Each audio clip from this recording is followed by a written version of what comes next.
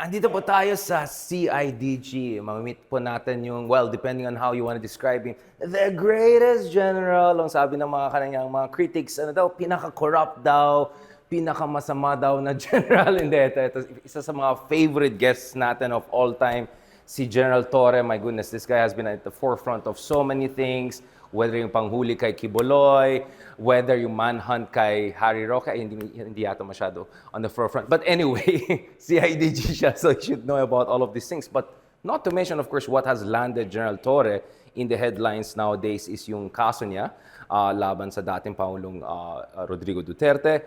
After si former president, yan na naman siya, nag-threaten na naman siya kung ano na naman sinasabi niya, incitement to violence. And of course also, and this is quite sensitive, yung kanyang libel case, no? Laban doon naman sa isang supporter ng dating administration kung saan parang pinapakita na si General Torre. Fake news obviously ito, na si General Torre is supposedly unwell and hospitalized and all. And I think that was a bit too much na for him.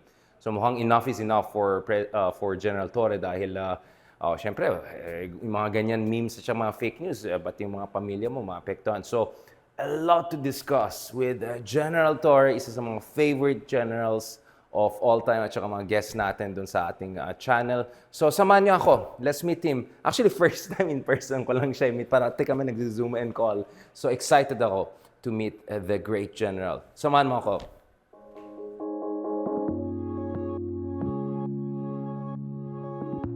Dami mga OGs dito.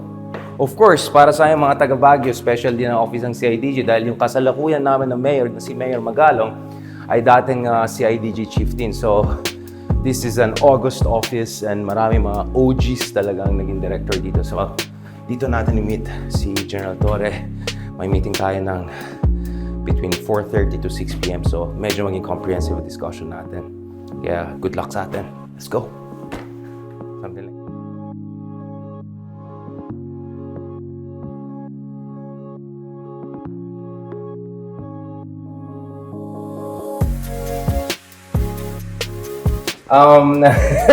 magandang araw, General Torre. Good to see you. Na hindi Zoom. Good afternoon, Richard. Yeah. May paglilingkod ko sa iyo ngayong hapon na ito. Naku po, marami tayong pag-usapan, but let's squeeze it within available time because I'm sure you're very busy. We wanted to actually do this interview a bit earlier, but I know, you know, you're an important guy, important people are looking for you, so medyo na ano tayo. But General Torre, obviously, I want to have some update on the Kiboy Case because, of course, yun yung that really put you on the map for all the right reasons. And then, of course, yung favorite natin na mamanon pa rin na pag-usapan natin later. But may sugar rush ka ba? Pag-usapan natin the latest thing that have put you on the map, General. So, two things, no? Nag-back-to-back, kinasuhan niyo si dating Pangulong Duterte doon sa, sabi niya, 15 na senador na medyo neutralize natin kasi maikpit daw yung labanan. Ay, hindi ko maintindihan, bakit mo kailang patayin yung mga seating, ang labanan yung bakante. So, dapat kandidato yung ano yun. So, anyway, and then of course, the other one, which is a little bit more sensitive, and I was hoping kanina if Attorney Starr could stick around, is this issue ng libel case. Because you have been really a target of disinformation, at talagang minsan basturan talaga and all of that. And, you know, for some of us who have been in the media for quite some time, we're familiar with that. Now, General, just can you explain dito sa mga audience natin, what is the context yung mga kaso nyo sa former president and also ito sa mga troll na ito? Because it's not like this was the first time the former president made a threatening statement, and it's not that it's the first time you have been a target of this attack. So why now? Sasabihin ng tao, election period, ano ba to? Is this a crackdown? What's going on? Well, siguro enough is enough. Enough is enough. Okay. Noong time niya, ginawa niya yun. Palakpakan ng mga tao kahit anong sinasabi niya. At pambubudol na ang kanyang mga sinasabi. Palakpakan pa rin ang mga tao, di ba? Jet ski, budol yun 3 to 6 months, budol yun Ano sinabi niya about kay former Senator Trillanes? Offshore accounts, budol din yun Di ba? At the end of the day, napakaraming budol. Pati yung mga sinasabi niya doon na inaamin niyang mga criminal activities niya sa Davao. Sowing intrigues and planting evidence nung siya ay prosecutor. Ano yun? Lahat joke yun? Kaya siguro, okay lang yun. Ginawa niya sa kanyang termino bilang presidente dahil siya ultimately, he's responsible for running the country during the time. Pero ngayon, hindi. Iba na presidente. So, it's either he shut up or he just wait for the elections and show his might. But rallying our people in the wrong direction, using the wrong false pretenses, na para bang rally the public using false pretenses, parang foul naman yun because, the freedom of speech is not absolute and it has to be tempered and done within the limits of the law. Gerald, just going back to this, sabi niya enough is enough. Obviously, we can have a long conversation about the 6 months of Duterte's term. We had Senator Trillanes also on our show, constantly reminding us, hindi lang sa mga budol, but yung mga lumabas sa Quadcom na kung ano-ano, di ba? About yung mga potential involvement with illegal drugs and yung mga anomalya na nangyari ng panundigong. But the thing is, he has not been a president for almost 3 years. Yeah. Last year palang January, he started the year by threatening, essentially destabilization, threatening separation of Mindanao. You were based in Mindanao back then. And then throughout the year, hindi lang siya, but yung anak niya ng kasalukuyan ng vice-presidente. I don't know how you want to put it, a conditional assassination threat. It doesn't work that way. Right? So when you say enough is enough, it's also about itong attack nila ng sunod-sunod sa ating Pangulo at saka ating mga top leaders, at least since last year, right? Alam mo kasi, Richard, yung limits ng decency naman, universal yan eh. Yung limits ng decency lang, especially among leaders, especially among people na marami ang naniniwala. So, yun yung point ko ron eh. Masyado namang hindi ka na presidente, daldal ka pa rin ng daldal dyan na para mga akala mo hindi ka tatablan. O ngayon, susubukan natin kung hindi nga tatablan ng kaso. Napakagaan ng kasong final ko, pero pag ikaw tinablan dyan, talaga namang... What is your case again, just to remind for people who know? Unlawful utterances. Maliwanag na maliwanag. Tapos inciting to sedition. Because he is just fomenting chaos in our country. Binigyan na siya ng 6 years eh. Bakit ba hindi siya makapaghintay uli ng another 6 years? Kung gusto niya patakbuhin kung sino man dyan sa mga anak niya o sa mga kamag-anak niya o sa kaalyado niya, di ba kita sila ng 2028? Actually, itong 2025, pwede niya patakbuhin ng mga lahat ng kaalyado niya at tinatakbo niya nga. He can do the campaigning, but limit it, temper it within the bounds of the law. General, what is, sa tingin niya, ano ba yung issue dito? Kasi you were based in Davao, you know this family very well. We'll talk about other people related to him, Kiboy, Harry Roque later on. Ano yun, hindi niya matanggap na wala na sila sa poder? Ito ba yung issue niya talaga? Power trip ba to? Or power hungry ba to? Hindi ko maintindihan. Bakit siya ganyan? Masyado na sila naging komportable na talagang absolute sila, nag-Diyos ang tingin nila sa sarili nila. Na anything they do, anything they say, they can't go wrong. No? Pero hindi ganun eh. May mga taong hindi naman lahat nasisiyahan eh. Siyempre, may butanting ang mga kalaban nila. Sige, sabihin natin na palagi silang panalo. Pero tingnan mo nga naman yan. O bakit hindi niya patakbuhin ang sarili kung talagang malakas sila eh. Bakit kailangan ang tatay mismo ang tatakbo laban dun sa pagka-mayor eh. Matanda na nga siya eh. Di ba? Patakbuhin yung mga anak niya para malaman natin kung talagang tanggap nga ng buong Davao City ang pamilya niya. Wala ba siyang confidence na kanyang mga anak, na mananalo ang mga anak niya? Mukhang wala eh. Mukhang wala eh. Di ba? So, dyan pa lang, sa puntong yan, medyo makapag-isip na tayo na something's wrong. He has to put his own house in order first before he start fomenting chaos dito sa other parts of the country or the whole country in itself. So can we say, I mean, to use their favorite term, destabilizer na ba ang mga Dutertes, basically? I mean, that's the term they used to deploy against any critics back in the day. Yan kasi mga terms na wala namang legal definition. Walang legal basis. But yan, opinion siya, opinionated. So at this point, I do believe that my opinion does not matter. Ang sa akin lang tinitingnan dito, nung final ko ang kaso, I saw a violation of law. So yun lang ang basihan ko. I saw a violation of law. And when it comes to the Dutertes, General, do you think worried din sila na baka this could be their downfall, na existential threat? May sense of desperation ba sa tingin niyo on their part? Hindi ako makapag-speculate eh, I don't want to speculate din also. Pero tingnan natin, nalalapit ang election, di ba? The Patriarch Duterte is still running. Hindi niya mai-hand over sa kanyang mga anak ang renda ng Davao City. So, maybe it speaks a lot.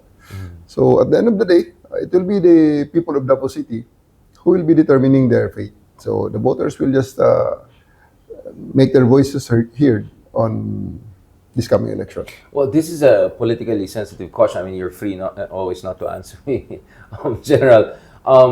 Still, there is a possibility that the ICC warrants of arrest could come this year. I mean, again, it's speculative at this point in time. Nasunog kami.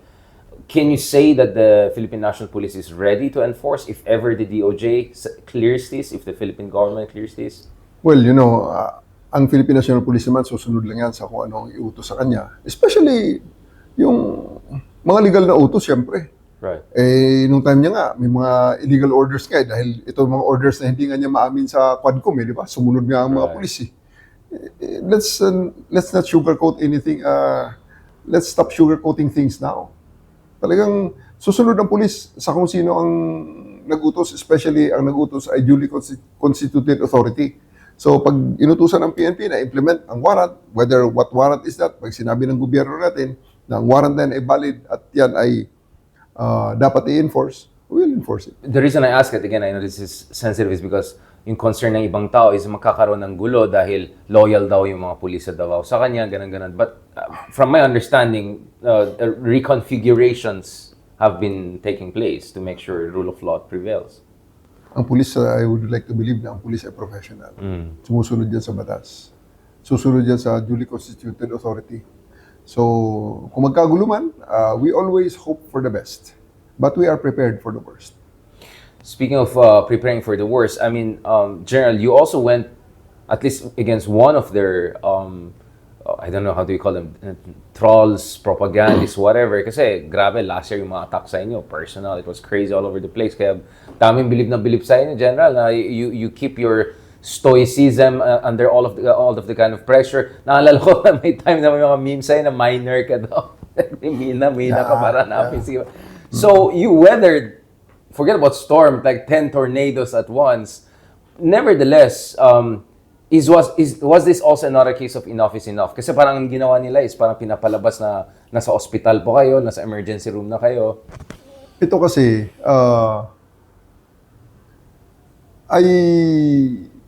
I believe that they crossed the line on that matter. Actually, for so long, ang dami nilang pinagagawa.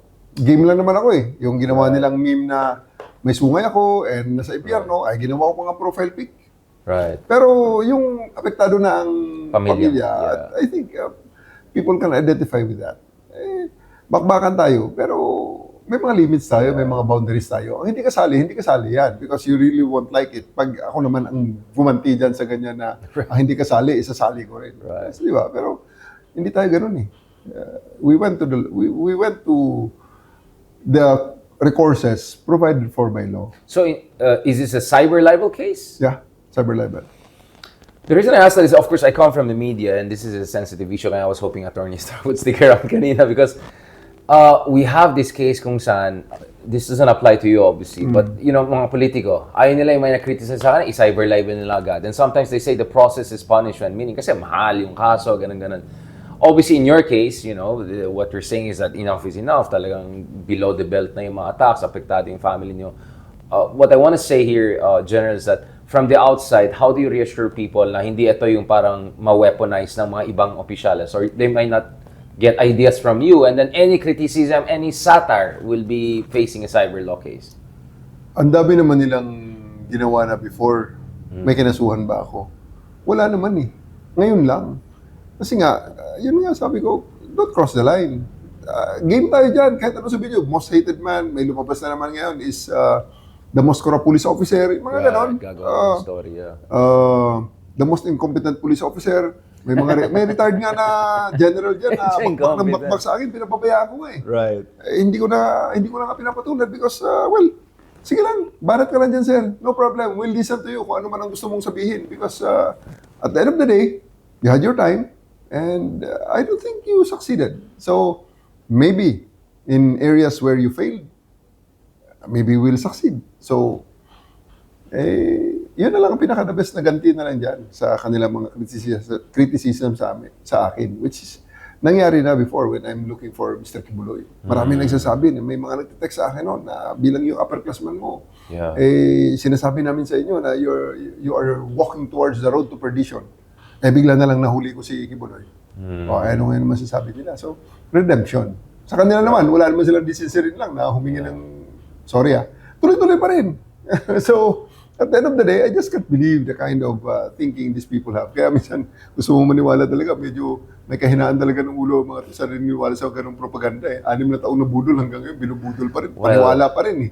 Kulto is kulto. I'm sure you know a lot about cult, and that's why I'm glad there's a Holy Bible here, to keep us protected and all. No, General, going back to this, so are we gonna look at also potentially cyber libel cases again, other trolls and propaganda? Kasi ang dami nila eh.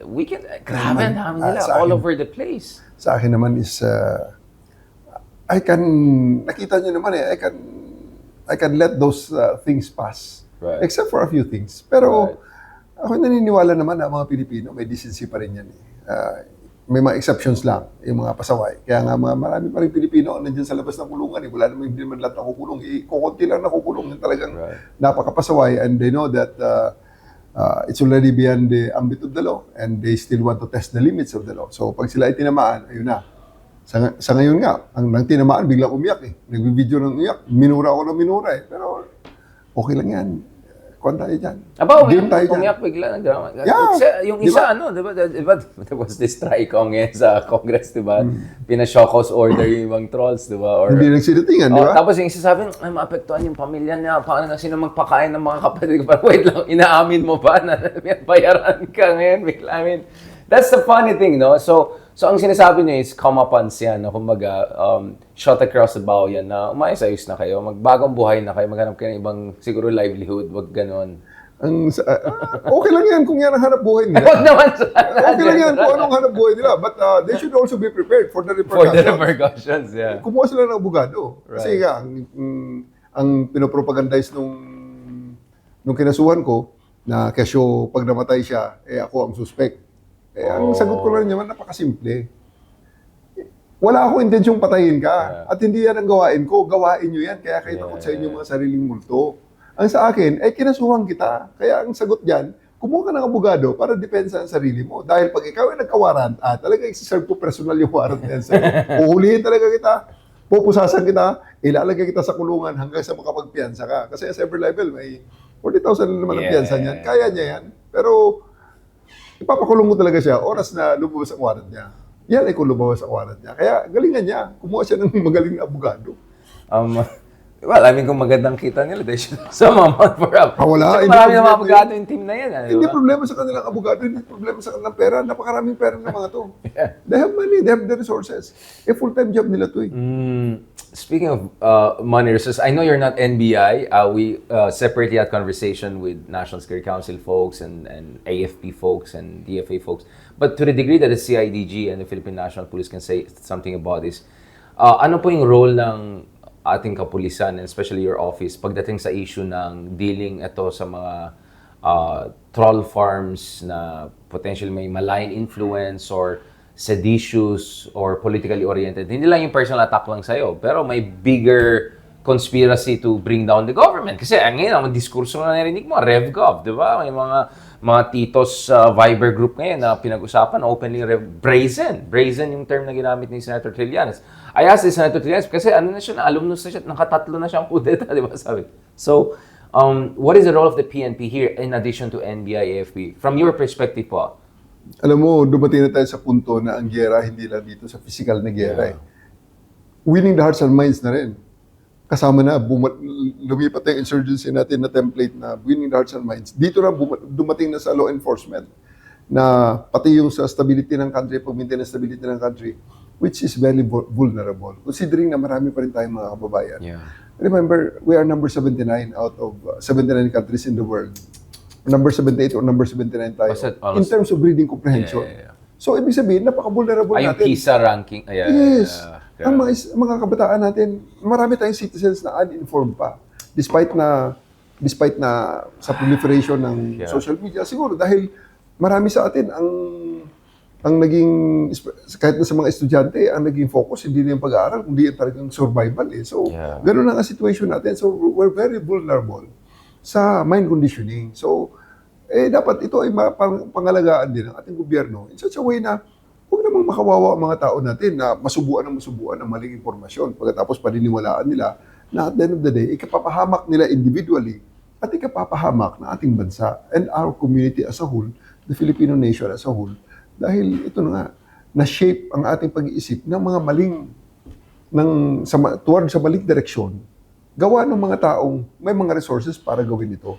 So, we need to protect our country regarding that matter. Parang wala ba sa krimen yan. May mga tao, or especially the organized crime. The organized crime is the capability dati na to shape the direction of the community. So, andyan ang law enforcement. Ini-enforce ang mga batas. So, sa ngayon, ang PNP, with the ACG at the Cybercrime Group, and itong sa ADG, is in the forefront of ensuring na yung mga utterances, yung mga information na inilalabas, ay tama at hindi fake news na designed to harm our community and our country.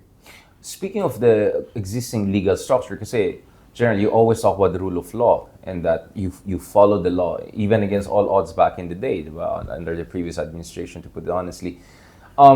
Sapat ba yung mga kasalukuyan ng mga batas? I know, again, this is a sensitive question, but some officials would openly say na, for instance, yung mga batas natin dun sa treason or yung mga ganun, kailangan i-update kasi Commonwealth era pa yung mga iba dyan. Do you think when it comes to our legal infrastructure at saka existing legislations, when it comes to the issue of yung mga seditious, destabilizing, weaponization of the information ecosystem. At ngayon, actually, the other day, kausap ko lang si the USEC Jeff from DICT. He was talking about itong cheap fake.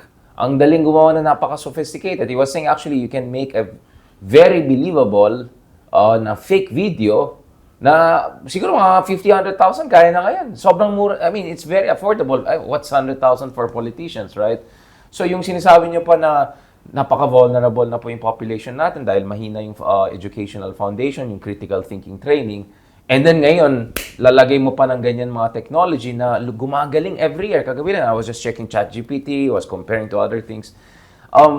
Sa tingin niyo ba, kailangan ba natin ng mga bagong batas or mga bagong mekanismo or siguro palakasin yung kakayahan ng mga iba't ibang ahensya, katulad ng ahensya niyo, General, para mas effective yung response dito? Kasi nakakatakot eh. Alam mo, Charles, that's the reason why Congress is existing. Kasi ang operational landscape, ang operational environment, nag-iiba-iba yan. You cannot enforce something that's not prohibited by law. Di ba? You cannot stop somebody from doing something that's not prohibited by law. Kaya nga, ang Kongreso natin ay, kundi yan, it's keeping up with the times. So, may mga additional na mga bills, may mga bagong bills na sinasampa dahil ito ang nakikitang situation, ito ang dapat na solusyon, wala kang batas na naka-involve dyan. So, may mga batas na kinakraft regarding that matter. So, are there existing laws that are, I mean, sa pagkaalam nyo ngayon sa Kongreso, do you think the Congress is looking at this enough in terms of yung mga kailangan ng mga bagong batas or amendments? Kailangan ba amendahan yung mga ibang batas natin pagdating sa issue ng weaponization of the information system? Essentially, this is a cybercrime issue, right? Oo naman. Before nag-recess ang Congress, may mga nagawa na silang mga hearings regarding this matter. Like, for example, yung sa online platforms ng yung business online platforms. Yung mga apps na about marketing apps. Yung mga wallet apps. Lahat yun, maraming mga hearings na ginagawa ang gobyerno. Kasi daming scam Kasi dyan nangyayari. May maraming nabibiktima dyan. Maraming life savings ang nawawala dyan. Meron din dyan na mga nagfo-foment ng discontentment, nagfo-foment minsan ng away the interpersonal relationships are affected. So, ang Congress naman natin I do believe, is very responsive in this matter. And when it comes to President Marcos Jr., I mean, the sense is that he's leveling up. Kasi parang last year, ang sinasabi nito, this is ironic, I mean, I'm from Ilocos, parang napakabait naman ni BBM, puro mga ganun ng tao. But now, we see the President really stepping up. Dun sa speech niya sa Lawag the other week, talagang kinall out niya lahat ng mga budol ng previous administration, di ba? Whether it's corruption, Farmali, whether it's West Philippine Sea issue, whether it's yung drug war na fake naman na drug war. From your perspective, do you think President Marcos Jr. is showing the kind of leadership needed? Kasi medyo nakakatakot na yung situation ngayon. Kabangga mo, isa sa mga pinakamalaking pamilya, ex-president, vice-presidente yung anak, di ba? Mayor, congressman. So, do you think President Marcos Jr. is showing enough mettle of leadership And are you optimistic na tuloy-tuloy lang ito? So at the end of the day, your ability to do your job depends on whether the commander-in-chief is doing his job, right? Yeah. I'm very, very sure. I'm very, very confident that the president is actually on top of everything. At masaya nga ako sa kanyang mga latest pronouncements. Right. And ang ating presidente, napakatalino niyan eh. And together with the mandate of the 31 million plus Filipinos who voted for him into office. And still a majority approval. Oh yeah. Majority approval pa rin hanggang sa ngayon. And obviously, meron siyang mga resources, information sources, and resources na wala at his disposal na hindi tayo privy. So, Of course. the decision making of the president, I'm very, very confident na tama yan at para yan sa kabutihan ng majority ng bansa. Kaya pag kinall-out niya na yung mga kabudulan ng previous administration, na talaga namang Totoo. hanggang ngayon ay inaayos pa natin, talagang ako'y suportado dyan. Sapagkat nakikita naman natin ang totoo eh. Nakikita natin ang totoo na isipin mo naman, ipinagmamayabang na supposedly best president itong previous president. Solar system. Sa buong solar system. Bakit naman nang pumunta naman sa Kongreso para harapin ang sinasabi ng mga maliliit na mga kongresista, wala siyang maamin sa kanyang mga sinabi at kanyang mga ginawa. So, at the end of the day, yun nga ironic dyan. So, medyo, ang suggestion ko lang talaga dyan is for them to just lay off. Hintayin nyo, may political process para sa inyo na pwede nyo salihan. Andyan ang 25 election, andyan ang 2028 election. Doon na lang. Wala na yung extrajudicial, extra-constitutional processes na lahat na lang kabudulan na noon, itutuloy mo pa ang kabudulan sa present administration. Well, I mean, Budol, may Budol din. But generally, going back to this, you talked about legacy, damage control, legacy. Of course, yung ating kapulisan was front and center of Duterte's drug war. So if we say the drug war was problematic, then unfortunately, that means may effect din ito sa ating mga kapulisan. What are the reforms underway to make sure na yung Philippine National Police comes out of those quote-unquote dark days, right? In a better shape and a better form. Ano yung mga security sector reform, to use the technical term there, Initially, we take our cue from the pronouncement of the president. Walang patayan, wala nang patayan. Yeah. Tigilan na natin yan. Extrajudicial system, tigilan na natin yan. So, yan ang aming sinusundan based sa implementation at pronouncement ni General Marbil, ang ating Chief PNP, doon sa utos na yun ng Presidente. And Richard, even on record, tingnan mo on record, makikita mo, ang 2022 na 2020, 2021, 2022, makikita mo, napakarami ng operations conducted. Pero ang seizure, napakakonti. Napakakonti. Kung binigyan mo ako ng prior time dyan, na ito pala itatanong mo, napakakonti ng drug seizure. I-compare mo sa 2022, 2023, 2024, konti lang operation. Sa akin yan, General, para yung reference stat, Konti lang ang operations, pero ang seizure, napakalaki na dihamak kung ikumpara sa mga dating seizure. So ano ibig sabihin? Yung previous na drug war, patayan lang ng patayan. Walang confiscation ng mga droga sa baba. Right. Ayan, kaya kong ipakita ang numbers please, niyan if you could na forward nandyan sa sir. ating Directorate for Operations saka sa Crime Lab. Crime Lab na data yan. Yung mga submitted evidence sa kanila since the start of the drug war as compared to what the present administration is doing.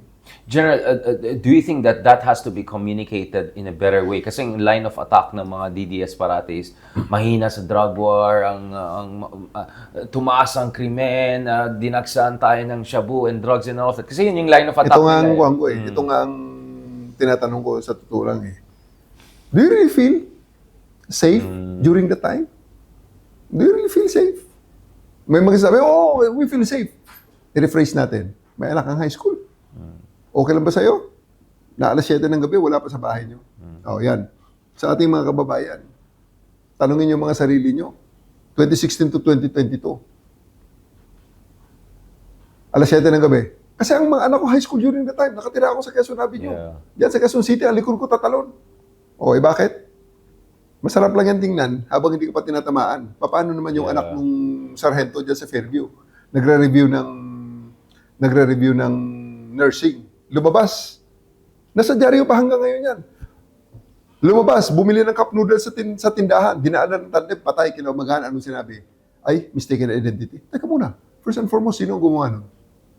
O, di ba? Hanggang ngayon, unsolved. So ito yung mga death squads, no? Oh, Ito yung diba? mga mercenary groups. Yeah. Ano yun? Ba't nagsilabasan ng mga ganun? At ang bottom line dun, allowed, okay lang ba sa atin yun?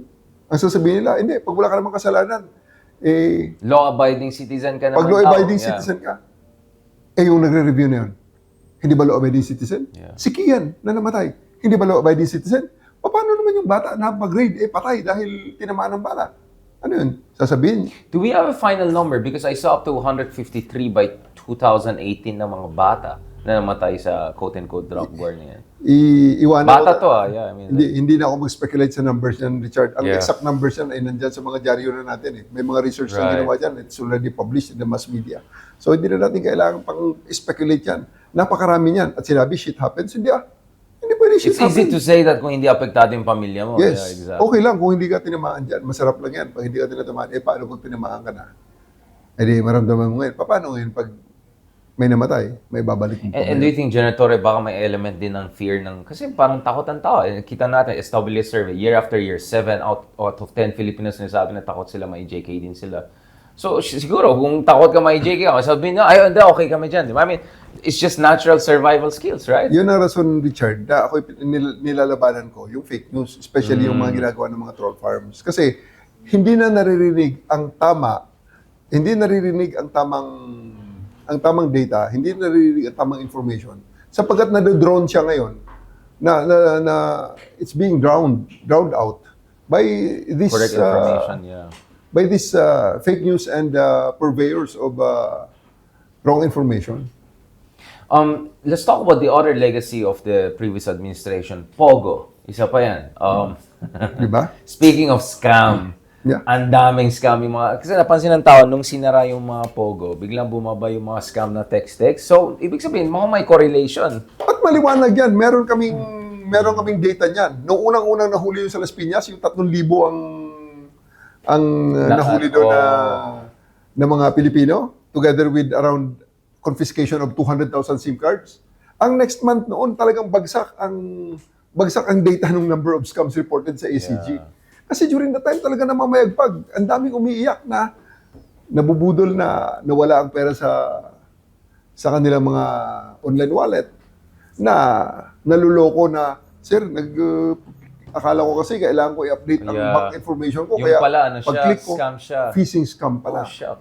Kaya nung mahuli yun, nung sa Las Piñas, Bumaba yung ano. talaga makikita mo. 90% ang binaba ng number na yun. I was the DRDO of Yeah. NCRPO during that time. And, Hindi ako DRDO. I was District Director of Quezon City during that time. And that's really a legacy of the Duterte administration, letting all of these dodgy pogos coming in, di ba? Napansin ko, sabi nga nila, umalis na daw yung mga ibang Chinese, yung mga Pilipino daw nag-take over para nagkaroon ng technology. Tinuruan mo may technology transfer. Nagkaroon ng technology transfer. Yun ang sinasabing ginalingan. Class. Pero totoo niyan, di ba? Nakakita mo naman hanggang ngayon, nakakahuli pa rin kami ng mga pogo, nakakahuli pa rin kami ng mga scammers. Right. Is that the legacy that you can really be proud of? Sino may dala niyan? Sino may gawa niyan? At bakit nangyari yan?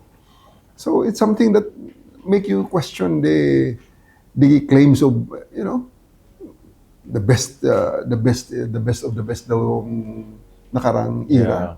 With all the kind of videos na nakita natin na habang kumakain sa restaurant, nagbabarilan. Yun ba yung Kaya batas hindi na ko maintindihan, paano mo sabihin na mas safe yung bansa mo? Bumaba daw yung snatching, pero tumaas yung homicide. So parang okay lang sa'yo na mas kumonte yung snatcher, pero mas maraming patay. I mean, in what universe is that a more safe country? I mean, di ba, even mga Korean business community na panic doon, di ba, because of the horrible things that happen. So, of course. kaya nga nakakalungkot na general na parang they got away with this Budol, disinformation for so long na hanggang ngayon, andun pa rin yung, sorry to say, kapal mo ka, to keep on saying, de, paano namin, lahat maayos, kay BBM, kasi bangag yan, kasi ganun yan.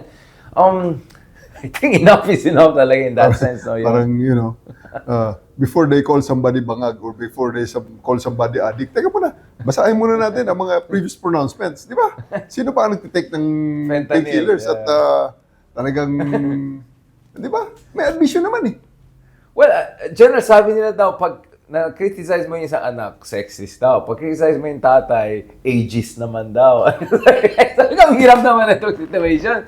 Si BBM lang daw pwede criticize. Well, I mean, it's crazy, no? Lahat na lang ginagamit para lang hindi sila mag-criticize, no, General?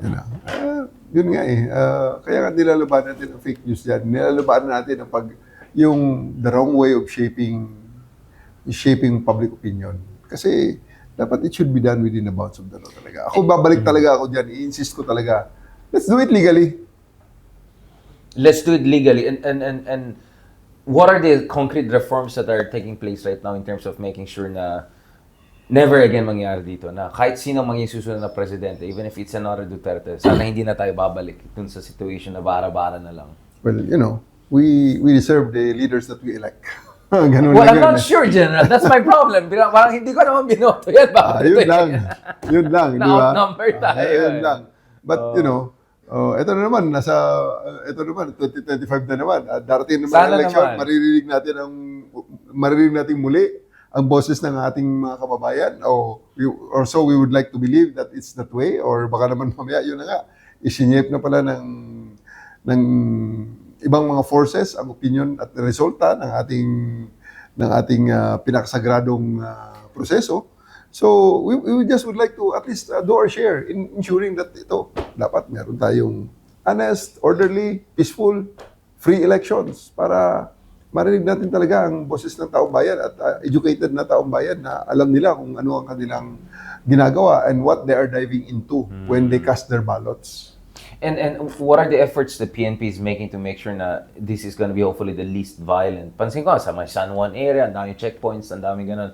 How effective are these checkpoints and how important are these kind of checkpoints and activities to make sure na hindi magulo tong elections na to? Ang election operations naman, hindi naman bago yan eh. Napakarami ng elections ang ating dinadaanan. Every 3 years, dumadaan tayo sa election.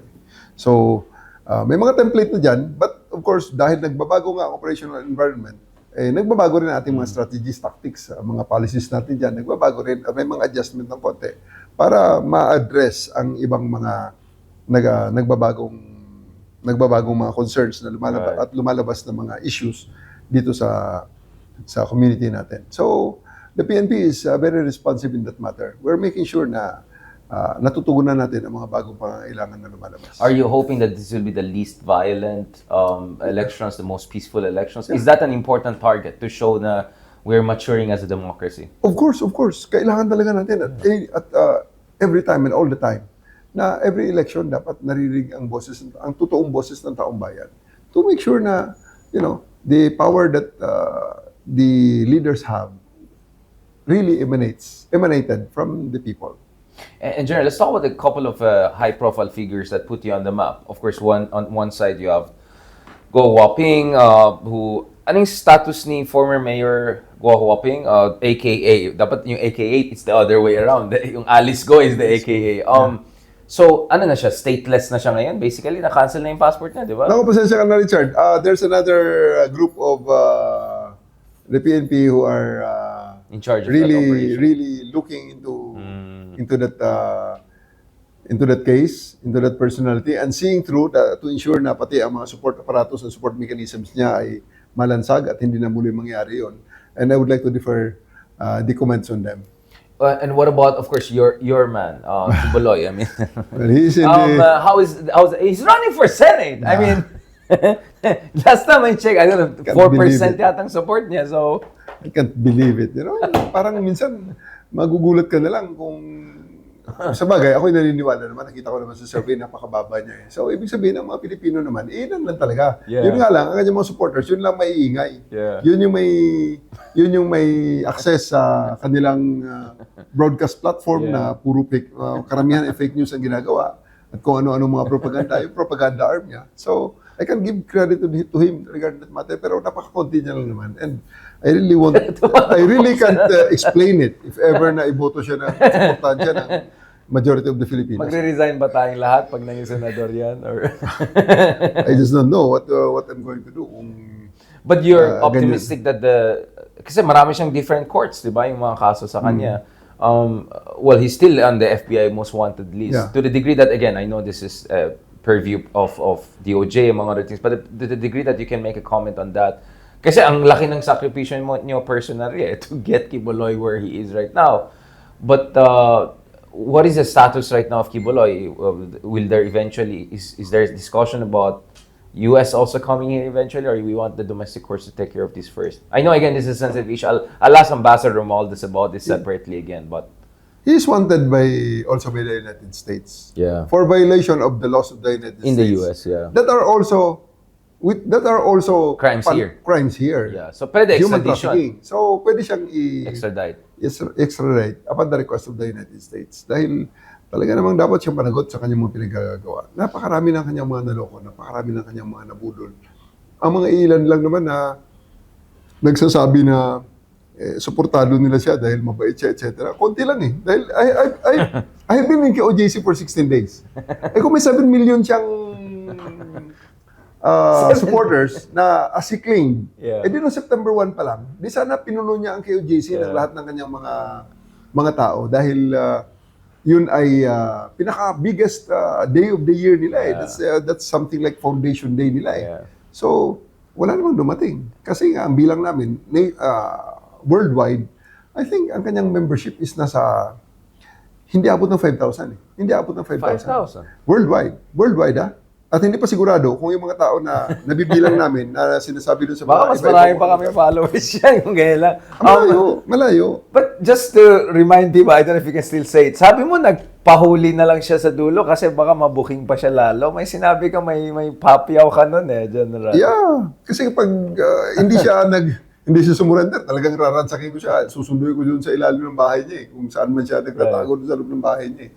Talagang papasukin namin siya. And, so there's still more layers to uncover, is that what? Yeah, kaya sa tingin ko, talagang sumurrender nila siya. Wala naman siya ibang option eh. Unless, otherwise, ganun lang, mapagod lang siya. Mabisto pa kung ano mga sikreto niya doon sa kanyang Bible school. Na ngayon ay sa tingin ko naman, andun ang wanted na dalawa yung wanted ng US dahil may dalawang may US warrant doon. Matter of time, bago namin hanapin ulit, kunin yun. Actually, nagbiro ako, General, mukhang nagiging expertise mo na to. Kaya nung nagkaroon ng showdown sa South Korea, yung presidente nila ayaw magpahuli. Kaya padalan niya si General Torre sa South Korea. Baka pwede ko magbukas ng private company pag retired ka na, General. Manghuli ng mga world leaders na. Manhunter. Manhunter! Mercenary manhunter. parang Wagner ng mga gano'n. Good idea. Diba? It's a good... now, Speaking of manhunt, ano na yung status ng ating mga paboritong abogado ng bayan? Because I was talking to Justice Carpin, I'll talk to him later again. Parang tingin niya, ang game plan niya is, di ba dahil hindi siya nagpakita sa Quadcom. So hinintay lang niya matapos yung Congress na ito and then babalik na siya. And sa pagkaalam natin, si Panelo ngayon ang star nila. Tuwan-tuwa si Panelo kasi siya na yung star. Pero baka daw pag tuloy-tuloy yung Sara impeachment, babalik na si... Harry, the greatest lawyer, okay. So, kamusta? Ano bang alam natin ang latest? Dubai, Abu Dhabi, Casablanca? Meron kaming certification sa kanyang paglabas ng bansa. Pati sa kanyang nilandingan na bansa ay nalaman na rin namin. Ngayon, matter of time. Basta magandang bansa ba to? Ano ba to? Maraming bang skyscrapers? Maraming bang mga pageant na Mr. Universe, Miss Universe? Mr. Universe siguro. Kung saan marami Mr. Universe. Parang yung isa, alam ko, kasi kung Abu Dhabi, yun yung BJJ Championship na jiu-jitsu, di ba? I was just curious, baka, I mean, I don't know anong yan. So, paano kung babalik siya after patapos ng Congress? Is there still grounds for the PNP to go after him? Or it's just a Quadcom issue lang? As long as merong legal basis para siya ay hulihin, huli namin siya. And we'll enforce the law. But based on the alleged connections to Pogo and all of that, is there enough legal basis for the PNP to go after him? Kasi, kaya nga, so far, ang context is yung Quadcom, di ba? Na pinapatawag siya. So, parang siguro ang issue niya, hintayin ko na, I'll just wait this out, tapos na, next Congress, then wala ng Quadcom. But what you're saying is that there could be still grounds to go after him?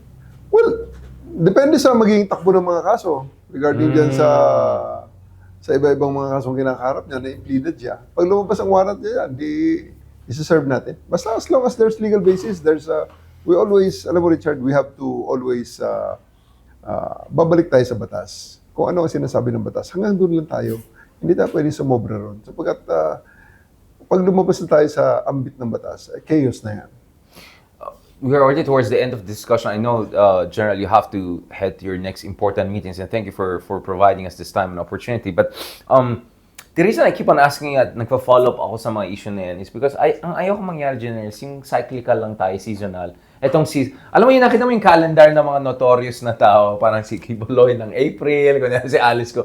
Yung parang ayaw ko maging ganun, ma-trivialize. Kasi kung ang init-init ng issue nito, daming hearings, and then wala rin mangyayari. Or makikita mo, next thing tumatakbong senador pala, yung isa pa, muntik pa nanalo, ganun-ganun.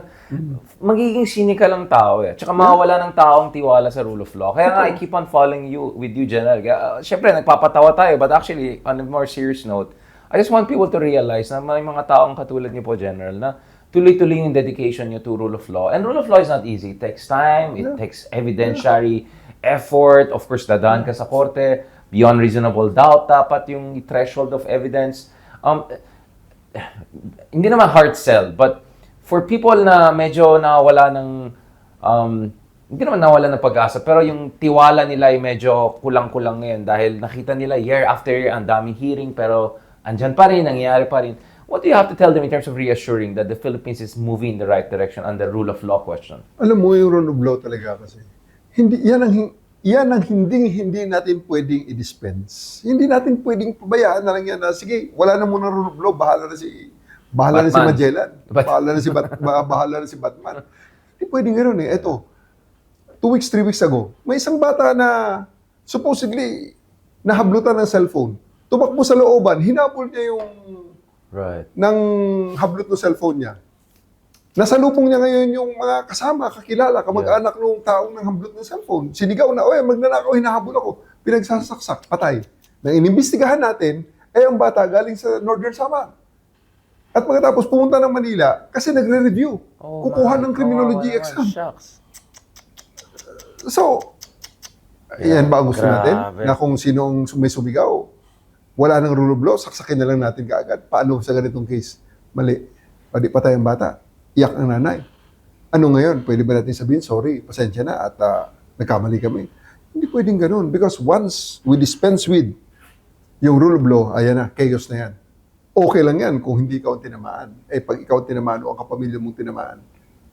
And, it's very selfish kung isipin natin sarili natin. Dapat isipin natin as a community. Kaya nga, team itong Philippines eh. Team Philippines dapat to eh. Dapat may unity. Palaging sinisigaw natin mga politiko, unity. And agree naman tayo doon. Unity. Ano mag-unite sa atin? Batas.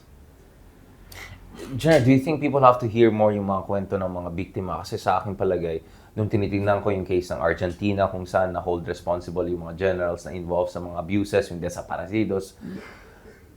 Ang nangyari kasi doon is pinakinggan ng tao yung mga horror stories ng mga biktima, yung mga na-rape, na-torture.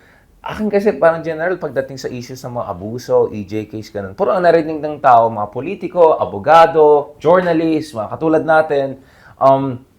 Pero sa tingin ko, hindi pa natin masyadong narinig pa yung kwento ng mga tao. Yung mga biktima na minention mo, kanina lang we mentioned 3 or 4 different biktima. Yung namatay sa Quezon Avenue, nagre-review lang ng nursing. Ito, galing lang Samar, nagre-review ng criminology. Like, these are human stories. Ito yung mga tao, kababayan natin. Napaka-tragic itong do you think dapat, kasi sabi niya, tama naman, may education problem naman tayo. Pero sa aking palagay, bilang Kristiyano, may konsyensya naman tayo. Siguro kung marinig ng tao itong mga kwento na ito, magkakaroon sila ng, mamulat sana sila, di ba? Yun nga masama eh. Nag-evolve tayo sa parang napaka-impatient natin maghintay para sa tamang proseso. Gusto natin palagi, shortcut. Gusto natin palagi, ito na kaagad. Patayin na lang yan. Pwede ba yun? Paano pag kamag-anak mo na nga? Paano pag ikaw na ang sinabihan na patayin na lang yan? Wala na pala yung presumption of innocence unless you are proven guilty and pronounced by the courts na talagang guilty ka nga after the state presented proof beyond reasonable doubt against you. Wala na ba yun? Shall we dispense with it? Hindi po pwede eh. So, really, ang sa akin lang na ang aking stand palagi dyan, let's make sure that the rule of law always prevail. Kasi yan lang naman nagdi-differentiate sa atin bilang human being kaysa sa mga hayop. Actually, sa hayop may makita ka pang hierarchy. May nakikita ka pang batas eh. And solidarity. Minsan, Yes. they support each other, they Yes. protect each other. Yeah. Yes. So, Baboons, for instance. yun nga eh. Ang masama doon kung pati tayo naging savages na tayo na talaga namang to each his own. Medyo, anong mangyayari sa atin? Chaos na. Recipe for chaos yan. And pinaka-last na ito, Justice Admiral, kasi po ng mga house. General, pinaka-last point, nagsampa na kayo ng kaso kay Duterte, nagsampa na kayo ng kaso doon sa mga talagang people have crossed the line na pro-Duterte in terms of attacking you, your personality, and etc. What are your hopes and what are the things that people have to look forward to? Kasi, again, kasi tingnan na to, baka ano lang to, election lang to, political lang to, pitik-pitik lang to. Do you have a sense, General, you have been in this business of fighting for law and rule of law for a long time. Do you think that finally we're reaching a moment of truth kung saan magkakaroon ng a major case of justice, accountability, or at least a semblance of moving towards justice and accountability, whether it's the EJK cases, atong talagang binabo yung na-weaponize yung information ecosystem natin, all of this Budol and all. Of course, we're not going to be first world perfect in a year or even 10 years from now. But is there a part of you that gives you a sense that you are at the cusp of a historical moment of transformation? Because you're taking a lot of risk, General. I mean, tumatawa-tawa lang tayo doon. But I know, like, daming galit sa'yo na malalaking tao. Dami rin nagagalit sa akin dahil parati tayo nag-usap, pinagtatawanan natin mga minamanhunt natin. But I personally, I feel na we're papunta na tayo sa exciting part. I mean, do you have that sense na papunta na tayo sa exciting part without raising false hopes, of course? Alam mo, Richard, ako'y naniniwala pa rin na ang Pilipino, nandyan, innate sa ating karakter. Nandyan pa rin yung, kahit na ano pang sabihin natin sa ating education system na mababa or whatever, pero innate sa atin eh. Ang resilience, andyan, may mga characteristics tayo na nandyan lang sa Pilipino na to come and really come out victorious in the end. So I do hope na I'm still optimistic na makikita natin sa inner self natin, mahugot natin yung lakas na yun, yung trait na yun, na magkaisa tayo, na masabi natin as a collectively, magkaisa ang effort natin na pagod na tayo sa ganitong sistema. Gusto natin pagbabago naman. Ito muna ang gawin natin. Ito na muna ang gagawin natin. At para hoping we build on that foundation hanggang sa magkaisa ang mga kababayan natin, ang bansa natin, magkaisa pati ang pag-iisip na ito na ang ating gagawin para magbago naman ang estrella ng ating bansa, ang direksyon ng ating bansa. Tungo naman sa tunay na lahat naman tayo isang inaasam natin eh. Kapayapaan, ang prosperity, stable future para sa ating mga anak, na iwanan natin sila. Yeah. We leave them a better world than what we have right now. And you think the president is also stepping up, the commander-in-chief, because you talk to him constantly, right, the president. You think President Marcos Jr. is also all in on this? By the way, hindi ko constantly nakakausap ng presidente. I mean, not directly. Not directly. Yeah, nakakausap. Napapakinggan natin siya constantly na ang mga boss ko dito sa PNP at saka sa Marcos administration. Paminsan-minsan sa sorry. sa next level sa DILG.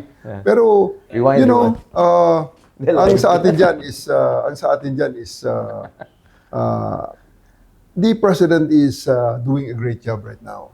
Napakaayos ng kung kumpara mo sa ang decency, di ba? Ang pinaka-bottom line diyan, ang decency, how we are perceived as a nation statesman-like, by the other international community, by the international community. Kahit paano babalik ang presidente natin na pag lumabas okay ang Pilipinas. Nanalo pa nga tayo sa Olympics di ba? So we had been a toast to other nations. At hindi ka takot sa mga Dutertes? They'll go after you after everything like that? Tig-isang buhay lang naman tayo. Diba? At the end of the day, ang sa akin lang dyan is, I do what I think is right. And I do believe that what I'm doing is right. No. I have faith in the Filipino people na after everything is said and done, after all the smokes and mirrors na tinatapon sa kanila, they will see what is right. The Filipino people will discern kung alin ang tama, alin ang mali, anong totoo, anong hindi.